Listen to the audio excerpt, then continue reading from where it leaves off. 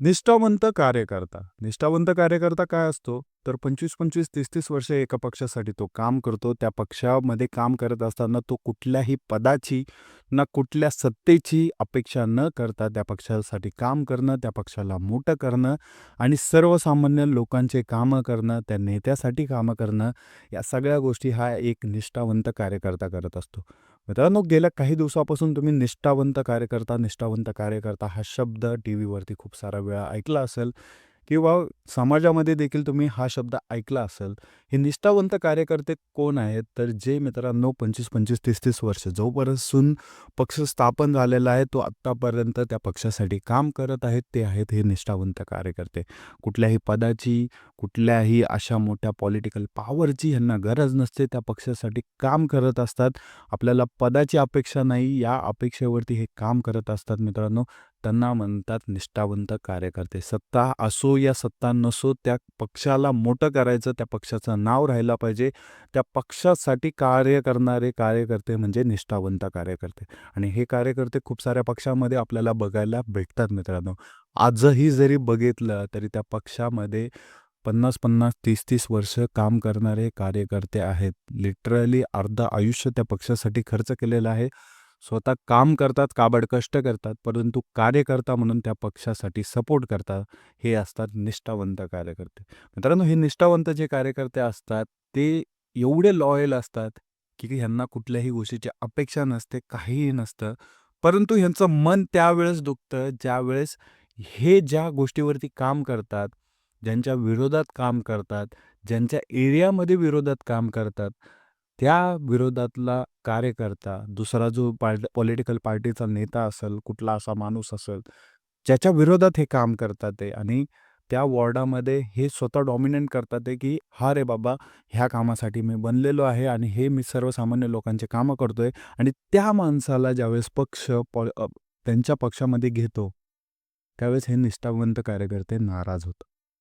मित्रांनो, इलेक्शनमध्ये जर बघितलं आपण, आमदारकीपासून ते खासदारकीपर्यंत, महापालिकेपासून ग्रामपंचायतपर्यंत प्रत्येक इलेक्शनमध्ये तुम्हाला सगळ्या गोष्टी बघायला भेटतात. पॉलिटिकल पार्टीजमध्ये निष्ठावंत कार्यकर्ते असतील, खूप सारे असे लोकं जे बाहेरच्या पक्षातनं आलेले असतात आणि ह्याच्यामध्ये गंमत अशी होऊन जाते मित्रांनो, की ज्यावेळेस इलेक्शन येतं त्यावेळेस भरती होते. प्रत्येक पक्षामध्ये होते. ह्या पक्षातनं, त्या पक्षातनं, त्या पक्षातनं, ह्या पक्षातनं सगळीकडे जातं आणि याच्यामध्ये जे निष्ठावंत कार्यकर्ते त्या पक्षासाठी 20-20, 25-25 वर्ष काम करत आहेत.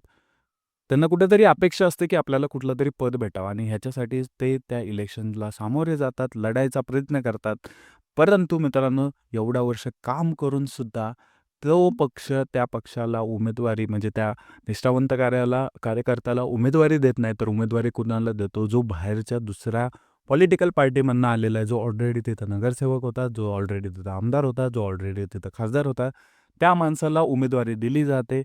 कारण ऑलरेडी तो तिथे पॉवरमध्ये आहे. आणि याच्याचमध्ये निष्ठावंत कार्यकर्ते दुखावले जातात. मित्रांनो, ह्या पूर्ण इलेक्शनच्या चक्रामध्ये तुम्ही बघितलं असेल, की जे ऑलरेडी नगरसेवक आहेत, त्यांना पक्षामध्ये घेतलं जातं. जे ऑलरेडी आमदार आहेत, त्यांना पक्षामध्ये घेतलं जातं. जे ऑलरेडी मंत्री होते, त्यांना पक्षामध्ये घेतलं जातं. मोठमोठे जे नेते होते, त्यांना पक्षामध्ये घेतलं जातं. आणि त्याच्यामध्ये मित्रांनो, ह्या लोकांना तिकीट दिलं जातं. आणि त्यात जर बघितलं, जे निष्ठावंत कार्यकर्ते आहेत, त्या जिल्ह्यामध्ये, त्या वॉर्डामध्ये, त्या एरियामध्ये वर्षानुवर्ष काम जे करत आहेत ते त्यांना डावललं जातं आणि ह्याच्याचमध्ये मित्रांनो या पक्षाला बंडखोरीचा सामना करावा लागतो. मित्रांनो, बंडखोर हे असेच तयार होत नाहीत. ह्याला कारणीभूत हा पक्षच असतो. याच्यामध्ये जर आपण बघितलं मित्रांनो, एखादा माणूस ज्याला आमदार म्हणायचं, ज्याला खासदार म्हणायचं, तो त्या पक्षासाठी 10 ते 15 वर्ष जर काम करत असेल, तर तो निष्ठावंत कार्यकर्ता आहे आणि जर त्या कार्यकर्त्याला तिकीट दिलं नाही, त्याला डावलण्यात आलं, त्याच्या जागी दुसऱ्या माणसाला तिकीट दिलं, तर मित्रांनो अक्षरशः तिथे होते बंडखोरी आणि याच्यातनंच मित्रांनो बंडखोर तयार होतात. आता तुम्ही जर बघितलं असेल, तर प्रत्येक इलेक्शनमध्ये बंडखोरी उमेदवार दिसतात. हे निष्ठावंत कार्यकर्ते असतात, जे त्या पक्षासाठी एवढ्या वर्ष राबले, त्या पक्षातनं बाहेर पडतात ते. कारण त्यांना इमानदारीचं फळ भेटलेलं नसतं. जी इमानदारी त्यांनी दाखवलेली असते, त्या गोष्टीचं फळ त्यांना भेटलेलं नसतं. त्यामुळे ते बंडखोर म्हणून बाहेर येतात. बंडखोर म्हणून उमेदवार म्हणजेच काय मित्रांनो, दुसऱ्या पक्षाला देखील माहिती असतं, की ह्या माणसाने काम केलेलं आहे. मग त्यांना ते अपॉर्च्युनिटी देतात, संधी देतात, त्यांच्या पक्षावरती ते लढतात आणि याच्यामध्ये काही जे उमेदवार असतात, निष्ठावंत जे कार्यकर्ते असतात, ते स्वतः अक्षरशः अपक्ष लढतात आणि यामध्ये मित्रांनो ते हारले किंवा जिंकले. काही उमेदवार ह्याच्यामध्ये ज्यांनी काम केलेलं असतं, तळागाळातल्या लोकांना भेटलेले असतात, कार्यकर्त्यांना भेटलेले असतात, ते अपक्ष जरी राहिले, तरी ते निवडून येतात. मित्रांनो, एवढे एक्झाम्पल आहेत हे. तुम्हाला असं वाटेल की बंडखोरी झाली, ह्या पक्षातला नेता त्यात गेला किंवा अपक्ष लढला आणि निवडून आला. ह्यात काय मोठं आहे? मित्रांनो, खूप मोठी गोष्ट आहे. एक लक्षात ठेवा, एखाद्या पक्षाला त्याच्या विरोधात जाऊन जर तुम्ही लढताय, तुम्ही त्या पक्षासाठी काम केलं, परंतु त्या पक्षाने तुम्हाला कुठली गोष्ट दिली नाही आणि ज्यावेळेस तुम्ही जाऊन त्यांच्या विरोधात लढता, त्यावेळेस खरी तुमची पॉवर कळून येते आणि अपक्ष ज्यावेळेस तुम्ही लढता किंवा एखाद्या पॉलिटिकल दुसऱ्या पार्टीने दिलं असेल, तर त्यावेळेस मला काही वाटणार नाही. परंतु ज्यावेळेस तुम्ही अपक्ष लढता, अपक्ष निवडून येता, त्यावेळेस मित्रांनो, त्या नेत्यांना, त्या पॉलिटिकल पार्टीला पण कळतं, की तुमची पॉवर काय होती, सर्वसामान्य जनता कोणाकडनं होती. मग हे जे लोकं ज्यावेळेस तुमची संख्या कमी पडते, त्यांची जी आमदारकीचे जे मुख्यमंत्री पदासाठी किंवा पंतप्रधान पदासाठी जे जुळून घेणं असतं मित्रांनो, त्याच्यामध्ये जर ह्यांची संख्या कमी पडायला लागली, तर हेच कार्यकर्त्यांना पुन्हा त्यांच्या पक्षामध्ये बोलवलं जातं. त्यांना कन्व्हिन्स केलं जातं, की "तू ये रे बाबा, बस, तुझी सेवा करू आम्ही." आणि याचमध्ये मित्रांनो परत त्याच निष्ठावंत कार्यकर्त्यांना मान भेटतो. एक लक्षात ठेवा मित्रांनो, एखाद्या पक्षाने, एखाद्या पॉलिटिकल पार्टीने जर तुम्हाला डावललं, तर याचा अर्थ असा नसतो, की तुमचं राजकारण संपलं, तुम्हाला तिकीट भेटलं नाही किंवा कुठल्या पॉलिटिकल पार्टीने तुम्हाला सपोर्ट केला नाही, तर याचा अर्थ असा नसतो, की तुमचं राजकारण संपलं. तर खरं राजकारण तुमचं तिथनं चालू असतं, कारण तुम्ही त्या 15 ते 20 वर्ष त्या सर्वसामान्य लोकांसाठी काम केलेलं असतं. ती सर्वसामान्य जनता तुम्हाला निवडून देते, लढण्यास प्रवृत्त करते आणि तुम्हाला जिंकवते आणि याचे एक्झाम्पल पूर्ण महाराष्ट्रामध्ये एवढे आहेत, की अपक्ष उमेदवार निवडून आलेले आहेत. म्हणजे भल्या मोठ्या पक्षाला त्यांनी पराभूत केलेलं आहे आणि यामध्ये मित्रांनो आमदारापासून ते खासदारापर्यंतचे उदाहरणं पूर्ण भारतामध्ये आहे. कारण लोकांना देखील माहिती आहे, की कुणाला निवडून द्यायचं. त्यामुळे निष्ठावंत जे कार्यकर्ते आहेत, त्यांना मला जर एवढंच सांगणं राहील, रडू नका, पडू नका. कुणाला फॉर्म मागू नका, आम्हाला ए-बी फॉर्म द्या, आम्हाला ह्या गोष्टी द्या. आम्ही दुसऱ्या पक्षात चाललो, आम्ही तिसऱ्या पक्षात चाललो. सरळ अपक्ष अर्ज भरा.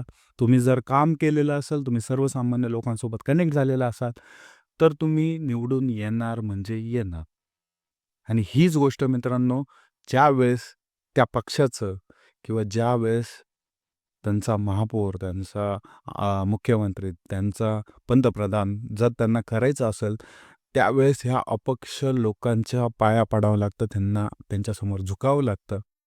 ही असते एका कार्यकर्त्याची पॉवर. म्हणजेच काय मित्रांनो, जे लोकांसाठी सेवा करतं, जे लोकांसाठी लढते, जे लोकांमधनं लढून जातं, तेच शेवटी मित्रांनो लोकांचे कामं करणाराच खरा निष्ठावंत असतो, ना की एखाद्या पॉलिटिकल पार्टीचा, ना की एखाद्या नेत्याची गुलामी करणारा निष्ठावंत असतो. जरी तुम्हाला तिकीट दिलं नाही, तरी तुम्ही टेन्शन घेऊ नका. तुम्ही बिनधास्तपणे सर्वसामान्य लोकांमधनं लढा.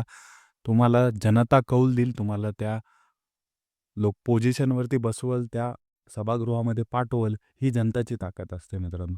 नक्कीच निष्ठावंत कार्यकर्त्यांना रडायची गरज नाही आहे, कोणासमोर ते हात पसरायची गरज नाही आहे. जर तुम्ही काम केलेलं असेल, तर तुम्हाला तिकीट भेटणार. ते पण अपक्ष लढा, तुम्ही काहीही करा, तुम्हाला ते पद भेटणार. त्यामुळं टेन्शन घेऊ नका. एवढंच मी या व्हिडिओमध्ये सांगेल. नक्कीच मित्रांनो, व्हिडिओ आवडला असेल तर लाईक करा, सबस्क्राईब करा. भेटूया पुढच्या व्हिडिओमध्ये. जय हिंद, जय महाराष्ट्र.